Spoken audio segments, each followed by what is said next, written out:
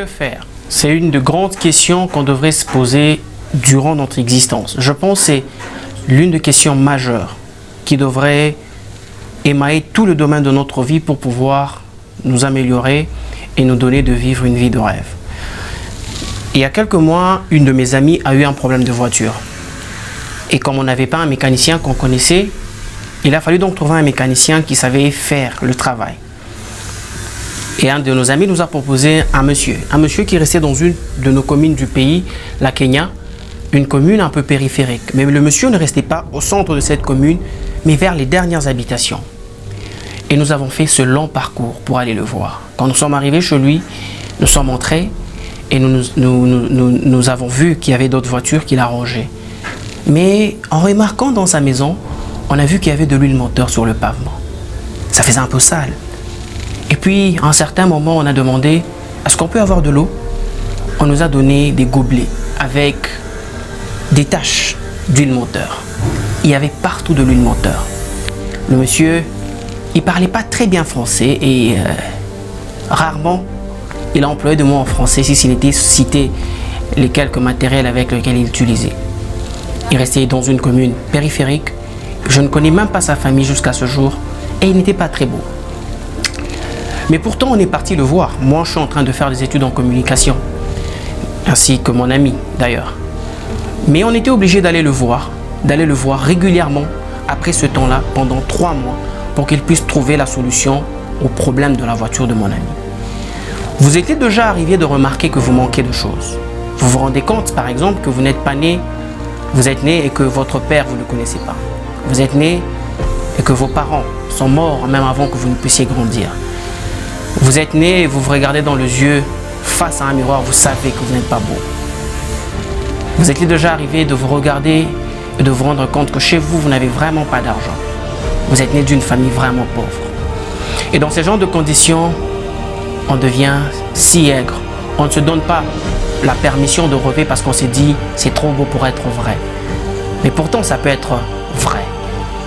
Je vais vous raconter tout de suite cette anecdote de ce monsieur dont je ne voudrais pas citer le nom. Voyez-vous, il n'était pas si beau. Il n'était pas d'une famille riche. Il n'habitait pas l'un des meilleurs quartiers du pays. Mais pourtant, on est parti le voir. Vous savez pourquoi? Parce qu'il savait faire quelque chose. Dans la vie, les gens vous chercheront pas pour ce que vous manquez. Les gens vous chercheront toujours pour ce que vous avez. Si vous ne savez pas prendre ce que vous avez et commencer à l'effectuer ou encore à travailler sur ça, vous allez mourir pauvre. La première des choses que vous devrez savoir dans la vie, que vous devrez garder à l'esprit durant toute votre vie, je vous supplie, c'est de faire ce que vous savez faire. Ça peut être petit. Je ne dis pas que ça doit être si énorme. Ça peut être juste tresser. Ça peut être juste rire. Je vais vous raconter notre histoire. Une fois, j'étais à mon bureau et une dame est passée me voir. Alors que je la rendais un petit service, elle travaillait dans une des sociétés de notre pays et je la pose la question, comment tu as eu ton boulot? Elle m'a dit, j'ai souri. J'ai dit, tu as souri? Elle m'a dit, oui. J'étais parti voir celui qui était chargé du service client et pendant que je parlais avec lui, j'étais en train de sourire et il m'a dit, tu as un sourire marketing, je t'embauche. Voyez-vous, elle n'a pas écrit comme toi, mais elle a un boulot. Lorsque vous savez utiliser les atouts que Dieu vous a donnés sur terre, vous devenez imbattable. Vous devenez fort dans votre domaine. Instruisez-vous dans le domaine de votre appel. À telle enseigne que si on cherche un cireur, c'est vous qu'on cherchera. Si on cherche un coiffeur, c'est vous qu'on cherchera.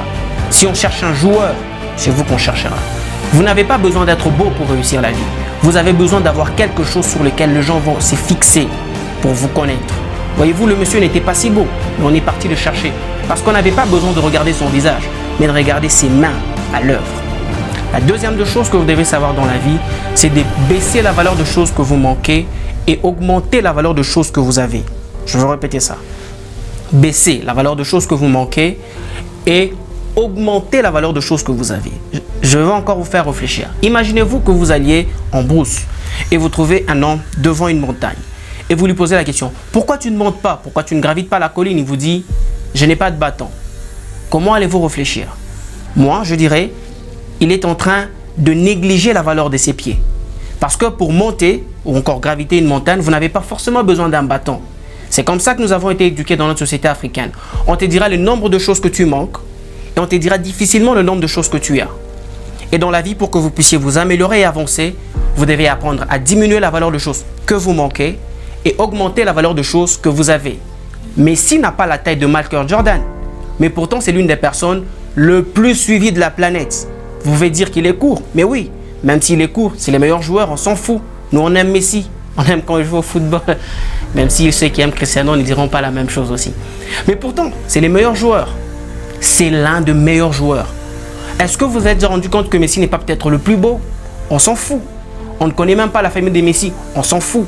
On n'a pas besoin de connaître tous ses arrière-plans. Tout ce qui nous plaît, c'est qu'il exprime ce qu'il a. Ce qu'il manque n'est pas important pour nous. Ce qu'il a, c'est ce qui est important pour nous. Donc, fixez-vous sur ce que vous avez. Apprenez à vous améliorer dans le domaine de votre appel. La troisième des choses que je veux vous dire, c'est la nécessité de manquer. Alors ça va être un carton que vous n'avez peut-être jamais écouté.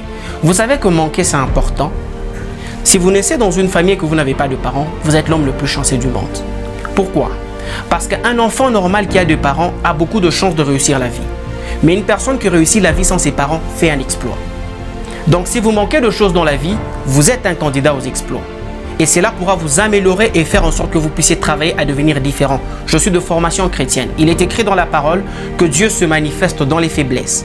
Ça signifie, si tu as une faiblesse, si tu as un manque, entre guillemets, c'est par ce manque que tu deviendras l'une des personnes que le monde va apprécier. Regardez les gens qui ont fait des grandes prouesses. Par exemple, comme Steve Jobs. Steve Jobs n'a pas de diplôme. Il n'a pas fait l'université, mais c'est le créateur de la marque Apple.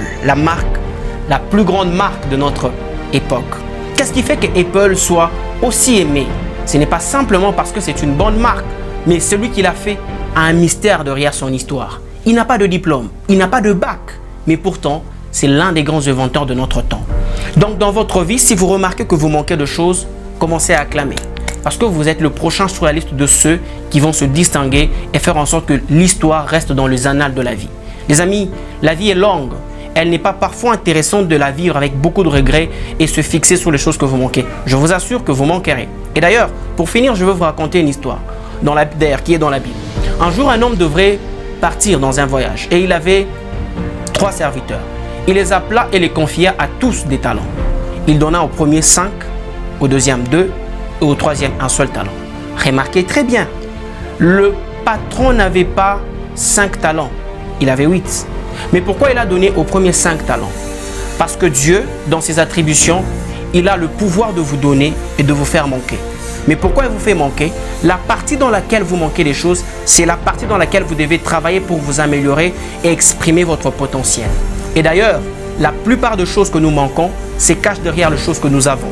Et si vous savez bien utiliser les choses que vous avez, vous allez faire venir à vous les choses que vous manquez. Et cela est très important pour que vous deveniez le prochain sur la liste.